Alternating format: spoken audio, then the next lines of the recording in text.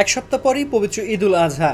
ঈদের স্বাভাবিক সময়ের তুলনায় দৌলতদিয়া পাটুরিয়া নৌরুটের উভয় ঘাটে যানবাহন ও যাত্রীর সংখ্যা বেড়ে যায় কয়েক গুণ।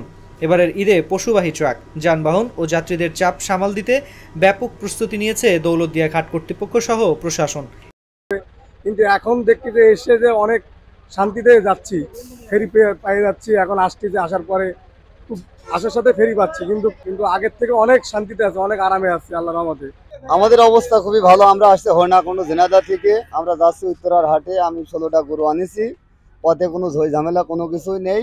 অন্য বেড়েছি, এবার একটু ভালো শান্তি লাগছে, একটু ফাঁকা টাকা আছে। যেমন পদ্মা ব্রিজ হয়েছে, যমুনা হয়েছে, আবার এমডি হচ্ছে ঢাকায় যাওয়ার 3টে রাস্তা, এই জন্য একটু ক্লিয়ার, বুঝছেন, একটু শান্তিতে যাওয়া আসা হচ্ছে।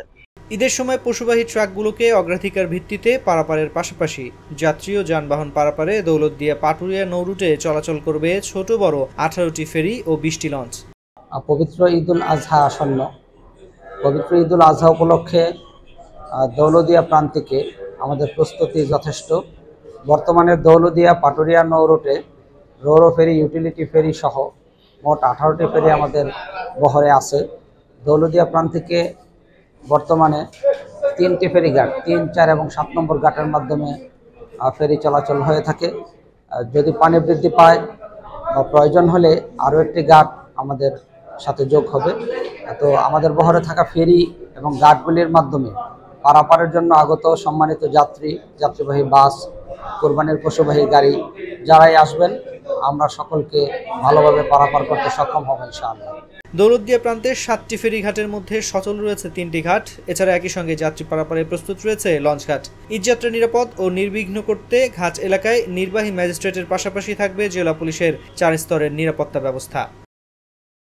সবাই মিলে আমরা আসলে ঘরমুখী যাত্রীদের যাত্রা যেন নির্বিঘ্ন হয় সেটির জন্য আমরা চেষ্টা করবো। আরেকটি বিষয় এখানে থাকে যে যখন এই মানুষের ভিড়টা বাড়ে, ছিনতাইয়ের একটি বিষয় আমরা ইতিপূর্বে দেখেছি। তো সেই জন্য আমাদের কিন্তু আলাদা প্রস্তুতি আছে, যেন কোনো ক্রমে আমাদের মোবাইল পেট্রোলিং যেটা আছে, বিশেষ করে মোটরসাইকেল পেট্রোল করবো আমরা, যেন যদি কোনো রকমের যানজট তৈরি হয়ে যায় সেক্ষেত্রে দ্রুততম সময়ে সেই যানজট নিরসনের জন্য ব্যবস্থা থাকবে। সাথে এই ছিনতাই অথবা রাত্রিকালীন কোনো ধরনের দুর্ঘটনা যেন না ঘটে সেজন্য আমাদের ব্যবস্থা থাকবে।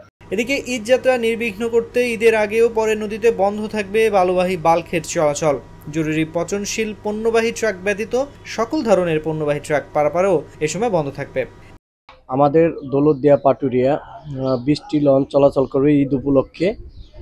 আমরা আমাদের লঞ্চ আপনারা ফিটনেস সহ এবং আমরা সব কিছু মিলেই আইন শৃঙ্খলার মিটিং সহ আমরা সব কিছু মিলেই আমরা সব কিছু নিয়েই প্রস্তুতি নিছি। এখন আল্লাহ যদি আকাশ ভালো রাখে, সুন্দর করে যাত্রী আমরা পারাপার করতে পারবো এবং আবহাওয়া দেখেই আমরা সব কিছু মিলেই আমাদের আকাশের দিকে বা প্রশাসনিক যে নির্দেশনা থাকবে, আইন শৃঙ্খলার যে নির্দেশনা থাকবে সেইভাবে আমরা লঞ্চ পরিচালনা করব।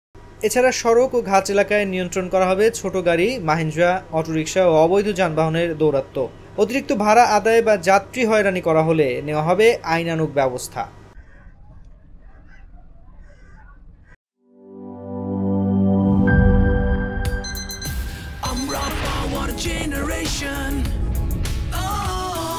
দুরন্ত গতি, ঝুমুকে অ্যাকশন, কাজে কিংবা খেলায় আমাদের সবার অদম্য শক্তি, এগিয়ে যাওয়ার হাতে হাতে আছে যে পাওয়ার। আমরা পাওয়ার জেনারেশন, নেমে সেই শক্তি, চুমুকে অ্যাকশন। পাওয়ার চুমুকে অ্যাকশন।